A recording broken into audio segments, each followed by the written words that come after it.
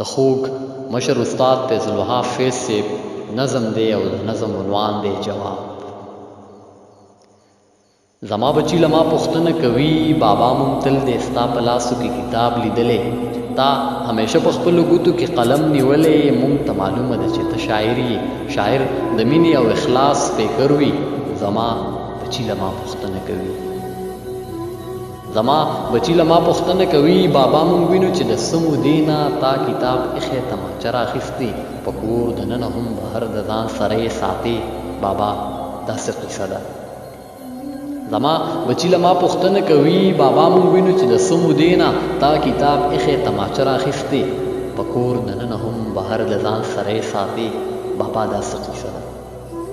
زه جواب ورکړم دشمنی د زمون زما بچی خو کتاب پیژني، قلم پیژني، مینه اخلاص پیژني، په ادب پوهه دی، اخلاق پیژني.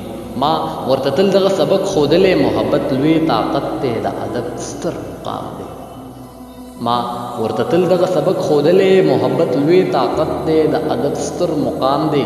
د دې په مخ کې هر طاقت مغلوب دی، د کتاب هر ټکی سپایي دی، کتاب لوی لښکر دی، قلم د تورې نه تیره دی، د ټوپک نه ښه دی. زما بچی لما پوښتنه کوي، زما بچی لما پوښتنه کوي بابا دشمن د جوړولو کې دی، کمزورې شان دی چې تا کتاب کېښو، قلم دې کېښو، په تماچه او په ټوپک مقابله یې کوي. زما بچی لما پوښتنه کوي بابا دشمن د جوړولو کې دی، کمزورې شان دی چې تا کتاب کېښو، قلم دې کېښو، په تماچه او په ټوپک مقابله یې کوي.